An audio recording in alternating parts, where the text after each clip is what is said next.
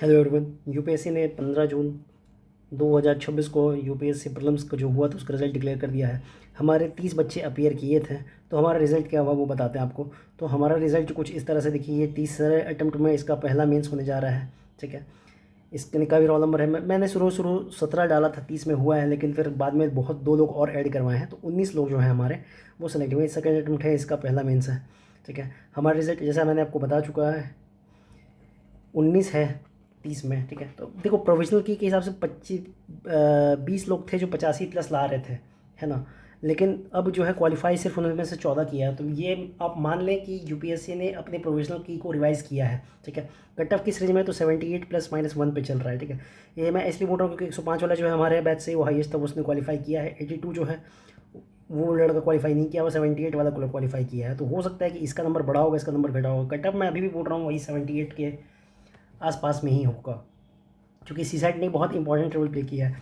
तो 2027 के लिए क्या आपको करना है, तो देखिए आप सीसैट को एक इंपॉर्टेंट फैक्टर के रूप में ट्रीट करें। उसको आप हलवा समझ के जो 2 महीने 3 महीने पहले प्रिपेयर करते हैं वो ना करें। ठीक है, करंट अफेयर को आप कहाँ से प्रिपेयर करें, तो गवर्नमेंट सोर्सेज से ही प्रेफर करें, क्योंकि इस बार भी यूपीएससी का जो मैक्सिमम क्वेश्चन था वो गवर्नमेंट सोर्सेज से ही था। ठीक है, पीआईबी स्पेशली। अब कोई कहेगा कि पीआईबी कैसे याद रखेंगे, तो 3 महीना आप चाहेंगे पीआईबी याद करना तो नहीं होगा, लेकिन साल भर में अगर पीआईबी को ढंग से आप करते हैं और उसमें भी आप फिल्टर करते हुए चलते हैं तो आपका हो जाएगा। ठीक है, अपना मेंस को आप प्रिपेयर करके रखें, क्योंकि आपको नहीं पता कि किस अटेम्प्ट में आपको मेंस लिखने का चांस मिले, क्योंकि थोड़ा सा रैंडमनेस बढ़ गया है प्रीलिम्स में, है ना। तो कब आपका मेंस के लिए आपको कॉल आया तो आप रेडी रहे हैं उसके लिए, ये रखें। साथ ही साथ अपना स्टैटिक को आप ज़्यादा से ज़्यादा स्ट्रॉन्ग रखें। ये कैसे करेंगे, तो करंट अफेयर्स में जो भी न्यूज़ आते हैं ना उसके थ्रू आप अपना स्टैटिक को मजबूत करने की कोशिश करें, क्योंकि वही एक तरीका है जिससे आप कंप्लीट कर सकते हैं। साथ ही साथ अब ये चीज़ ना रखें कि ये जीएस पेपर 3 में सिक्योरिटी का क्वेश्चन है तो इसको मैं इग्नोर कर जाऊँ, ऐसा मत करें। प्रीलिम्स और मेंस की तैयारी साथ साथ करके चलें आप, है ना।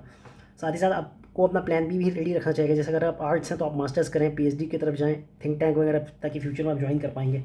ठीक है, अगर आप साइंस से हैं तो कॉर्पोरेट को आप निश्चित रूप से ज्वाइन करें। कॉमर्स ग्रेजुएट हैं तो बिजनेस एनालिस्ट वगैरह के रूप में आप ज्वाइन कर सकते हैं, कॉर्पोरेट को भी मैं रिकमेंड करूँगा।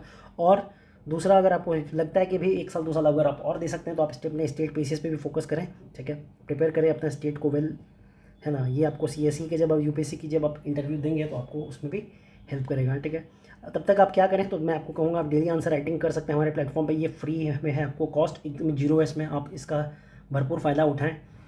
करेंट अफेयर के इंपॉर्टेंट इश्यूज़ जो हैं वो मैं ग्रुप पर डालता रहता हूँ, आप उसे भी देखें और अपनी कंटेंट को इनरिच करने की कोशिश करें। ये हमारा ग्रुप है, अभी हमारा कम्युनिटी करीब करीब 510 लोगों का है, आप इसे ज्वाइन करें। इसमें देखिए डेली मेंस आंसर राइटिंग जो होता है वो सब भी डाला जाता है ना, आप देख सकते हैं उसको। और ये है हमारा आज का ये डाला हुआ है। ठीक है, आज आज आज